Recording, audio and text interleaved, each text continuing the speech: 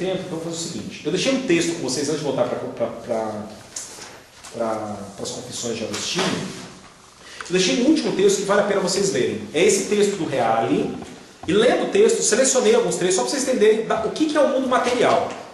E aí vai ficar claro que o mundo material nada mais é do que na medida em que isso é transbordado, aquilo que procede do bem perde um pouco do bem.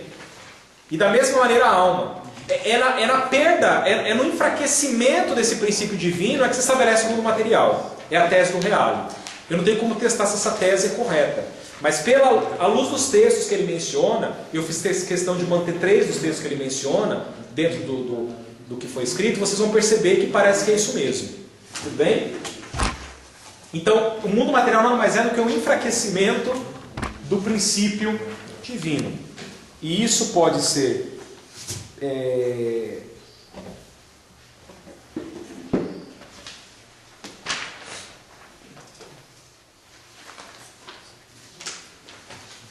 isso pode ser percebido, por exemplo, no último texto que está aí. Mas a necessidade do mal pode ser compreendida também da seguinte maneira. Uma vez que não existe somente o bem, é necessário que na processão que dele provém, ou se se quer exprimir de outro modo, no perene degradar-se e decair, nesse sentido a processão, ela é entendida como um degradar-se, um decair. Por quê? Porque se perde realidade no meio da processão. Então, no perene degradar-se e decair, atinge-se o último, depois do qual não é possível que algo venha a existir. E esse é o mal. Então, o mal como degradação do que é bom. É necessário que exista o que vem logo depois do primeiro. Consequentemente, haverá também o termo último. E o que é esse termo último? Esse termo mais degradado? A matéria. Que nada mais guarda dele. Essa é a necessidade do mal. O mal, então, nada mais é do que a completa abstenção, ausência do bem. É aquilo que se perdeu por completo. Isso está ligado à matéria? A matéria. Isso é a matéria. É a matéria. Não é que isso está ligado à matéria. Então não é que a matéria tem... A gente no geral fala que a matéria é má. Se a gente pudesse... se a gente pudesse ser mais exato, falar que a própria maldade, nesse aspecto de abstenção do que é bom, ou degradação do bem, é a matéria. Então não pode ter nada bom na matéria. Não é que não pode, não é que o mal está contido na matéria. É essa correção que eu estou fazendo na tua fala. Não é que o mal está contido na matéria. O mal é a própria matéria. Agora, não é que a matéria designa o mal. Se eu entender o mal, o que é o mal? O mal como sendo a degradação, ou seja, a ausência, aquilo que nada sobra da processão do bem. Nada procede então da matéria. Não, porque do que vai proceder do bem? Inclusive tem um texto que o Plotino fala, o que pode vir da matéria? Está aí no teu texto, lê que depois vocês acham. Do que pode prover da matéria? Porque já que houve um total esgotamento da capacidade criativa, nada mais pode ser criado dela. Daí o verbo se fez carne, nada disso. Rodrigo, nenhuma ideia quanto, então ele fala do uno, dessa ideia de um Deus, mas quando fala a ideia de diabo, demônio, ele tinha alguma ideia disso? Do que? Do mal como uma entidade. Mas aí o mal não é moral, né? Perdão, qual é a tua pergunta? Quem teve? Plotino. Qual a ideia que ele tinha quanto a Satanás, demônios, ele tinha isso daí ou não? Isso não existe para ele. O mal para ele não é moral, né? Não, eu não tive como acessar os textos éticos das Enedas, mas assim, nós não estamos falando do mal moral, a gente está falando do mal ontológico. Faz sentido essa palavra para vocês? Nós não estamos falando do mal moral, estamos falando do mal ontológico. O que é o mal ontológico? Isso está em Agostinho e entre nós, está conosco aqui também.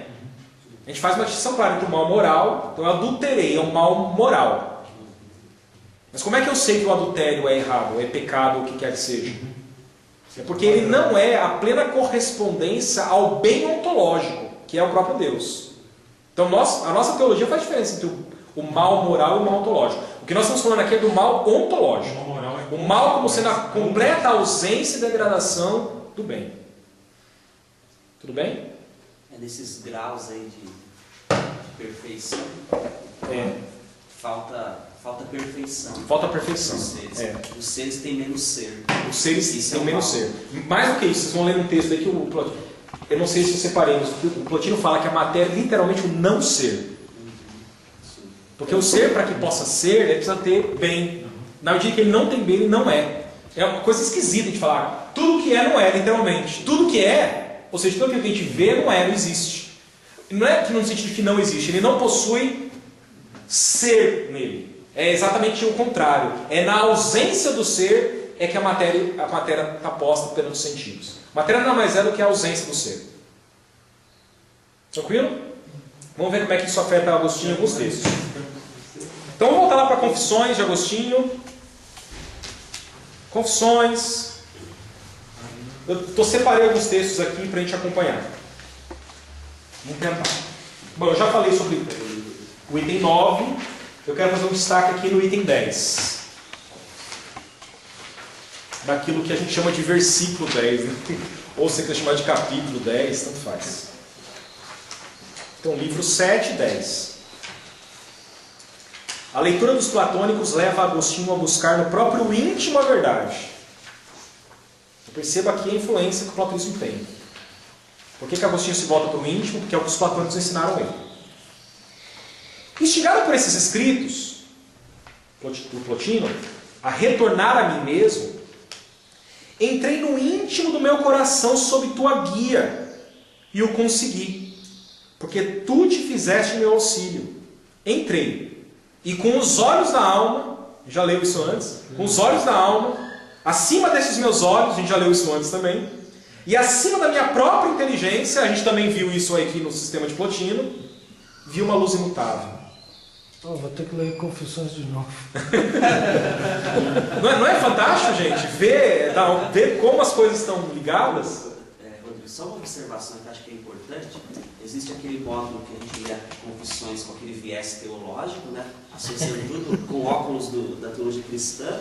E existe esse modo de ler Agostinho com um viés filosófico, tentando enxergar o percurso racional que ele faz para as coisas. Acho que as duas são interessantes, mas parece mais produtivo a gente olhar com esse óculos filosófico, perceber o percurso que ele faz, para então chegar às conclusões cristãs que ele chega.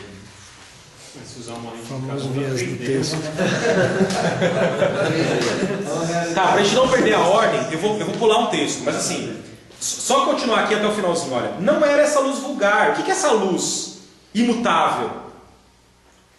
Inefável? É o uno.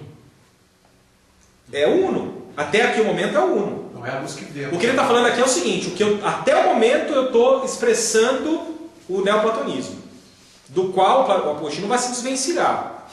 Mas ele vai dar um salto, e o grande salto é a doutrina da encarnação. A doutrina da encarnação situa os pés de Agostinho de maneira definitiva no cristianismo. Então não era essa luz vulgar e evidente a todos com os olhos da carne, ou uma luz mais forte no mesmo gênero. Não é essa luz que a gente vê, em outras palavras. Era como se brilhasse muito mais clara e tudo abrangência com sua grandeza. Não era uma luz como essa, mas totalmente diferente das luzes dessa terra. Também não estava acima da minha mente como óleo sobre a água, nem como o céu sobre a terra, mas acima de mim porque ela me fez, e eu abaixo porque fui feito por ela. Quem conhece a verdade, conhece essa luz. E quem a conhece, conhece a eternidade.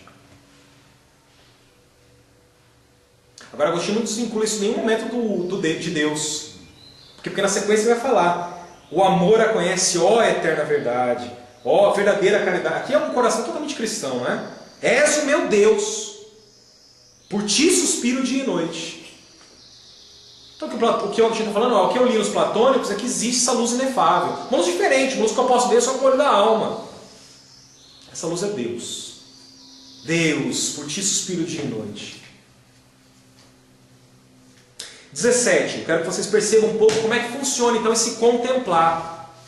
Como é que na verdade o olho da alma procede? Como é que na verdade eu posso retornar para mim mesmo? E nesse sentido, conceber essa luz inefável e imutável. Ponto 17. Gradual ascensão na descoberta de Deus.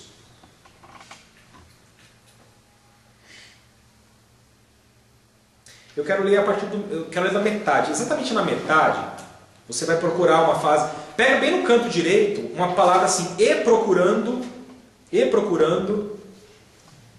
Tá vendo? Bem no meio, e procurando. É a partir dali que eu vou ler. E procurando descobrir em que me baseava para julgar dessa maneira, acima da minha inteligência mutável, a verdade autêntica, é a eternidade imutável. Então, ele, a partir da inteligência mutável, acima dela, ele quer conhecer a eternidade imutável. Ó, desse modo, então esse é o procedimento. Desse modo, elevei-me gradualmente do corpo até a alma, a qual sente por meio do corpo, e da alma até a sua força interior, a qual os sentidos comunicam a realidade exterior, e que é o limite atingido pelas faculdades dos animais. Ou seja, assim como o corpo comunica à alma a realidade exterior, a partir da alma eu posso penetrar... Linguagem totalmente plotiniana. Totalmente. Então, a partir da alma eu posso... Se eu entrar na força interior da alma, eu posso conceber esse ser imutável. Perceba. Daí subir até o poder do raciocínio, que julga conforme a percepção fornecida pelos sentidos corporais. Mas como também essa potência se reconhece imutável, elevou-se até a inteligência. E afastando o pensamento das suas cogitações habituais, desembaraçou-se do turbilhão de fantasias contraditórias, descobrindo então qual a luz que lhe iluminava, a inteligência, ao afirmar com segurança que o imutável é preferível ao mutável. Então existe uma inteligência imutável que é preferível à inteligência mutável. Por conseguinte, daí vinha a ela o próprio conceito de imutabilidade. Conceito esse que de algum modo a inteligência devia possuir para que pudesse preferi-lo ao que é mutável. Então a inteligência anseia o que é imutável. E anseia porque em alguma medida ela tem participação com isso.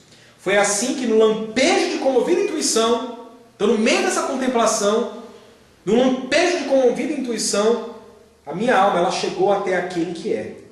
Percebi então o invisível que em ti se torna compreensível através das coisas criadas. Mas não fui capaz de fixar o olhar em ti. E sentindo renascer minha fraqueza, voltei aos objetos habituais. Então aqui o Agostinho está retratando essa experiência que o neoplatonismo acabou impulsionando sobre ele. Num processo de contemplação, ele foi saindo, ele concebeu que da alma, assim como a alma concebe as realidades exteriores, a alma concebe as realidades exteriores porque o corpo informa isso para ela. Então ele parte do princípio, olha, parece que a minha alma também pode comunicar algo e pode participar de algo de alguma realidade superior. Porque eu penso que é mutável, mas eu tenho um conceito de mutabilidade. Então ele tenta tirar de si o pensamento mutável e fixa o olhar naquilo que é imutável. E ao fazer isso, como de súbito, intuitivamente, uma experiência profundamente mística, ele chegou até essa luz imutável. Né? Então, isso, até aí, o que Agostinho está falando? Até aí o neoplatonismo poderia me levar. De conceber que existe um Deus. E isso eu posso conceber olhando para dentro de mim mesmo. Com o olho da minha alma, eu posso conceber que existe um Deus. Qualquer influência disso sobre os argumentos teleológicos, em particular não teológico, mas em particular o ontológico, o argumento ontológico da existência de Deus, e também o argumento antropológico, não é mera coincidência. Né? A gente tem aqui já os resquícios disso. Por meio do homem, o homem consegue conceber realidades que são mutáveis, o perfeito. Se ele fixar o olhar nisso, numa experiência contemplativa, num lampejo, ele pode ver essa luz imutável. Vamos lá. Algo inerente a ele. Oi. Ele consegue. Observação. Isso é importante. Aquele desse Eclesiástico, Deus colocou a eternidade no homem. É justamente Posso descobrir um argumento que que alguns liberais têm, de que o cristianismo é só um produto da filosofia grega, nada mais que isso. Conforme a gente vê na própria filosofia grega, dá para se chegar a alguma concepção do divino usando somente a razão. Então o cristianismo não é exatamente um produto da filosofia grega, é porque a filosofia grega foi até um certo ponto, que depois o